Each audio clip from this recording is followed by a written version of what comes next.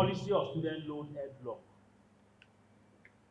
And on the basis of that, we have carried out a number of activities, including press conference, leafleting, several media interventions, TV, radio, press statements. And we also, around December last year, published this pamphlet, which is titled 10 Reasons Why Tinubu's Student Loan Policy is a Scam.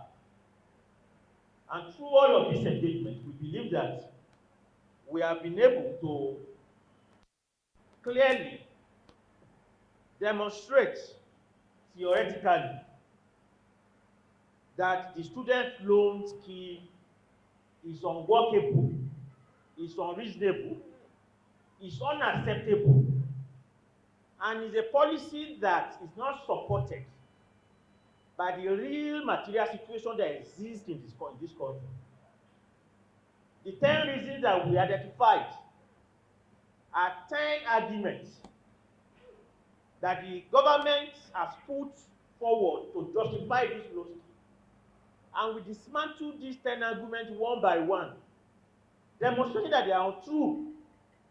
First and foremost, they say that a student loan scheme has become inevitable because Nigeria does not have the resources to support the funding of public education in this country. And we demonstrated it very clearly in this publication that it is not true, and that not only is Nigeria rich enough, even with the present economic crisis, to fund public education adequately, but that even the demands that we have been making on the government with regards to funding of education have been too modest compared to the resources that exist in the hands of this government.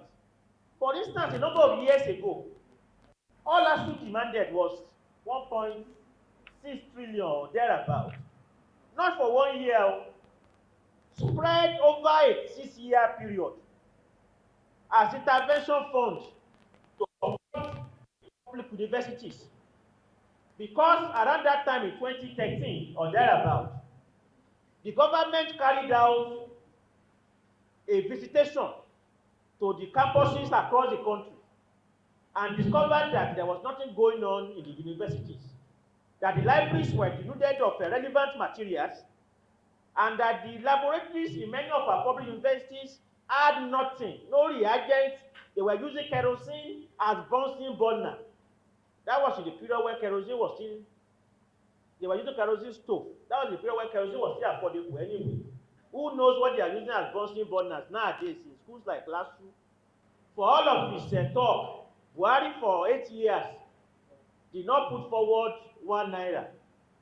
And it's very obvious from the body language of the present Tinubu regime that they are not going to put forward anything.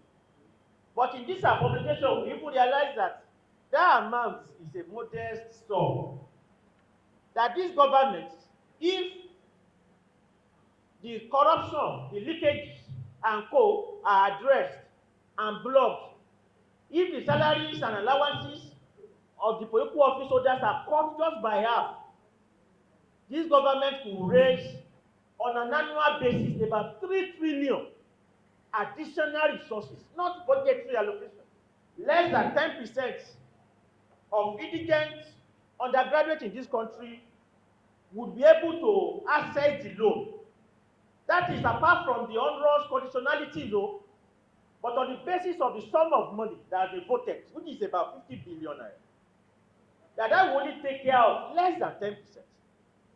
Meanwhile, in anticipation of this loan scheme, almost every public universities and tertiary institutions across the country have carried out more than 3% increment in school fees. We have just mentioned that of the College of Nursing. At the University of Lagos, how much is your school fees now? Maybe over 200,000. University of Benin, the same amount. Across the country. So what that therefore means is that if 10% of religious students access the loan, what about the other mass of indigent students, it means that you are going to have to cover out those huge sums of money. So you give less than 10% of indigent student population token as a student loan, but the rest of the 90% are paying 10 times or 3 times more fee than they were paying a year or two ago. So that at the end of the day, what you have actually succeeded in doing is increasing the cost of education for the mass majority, and thereby ensuring that many people would have to drop out of the university system.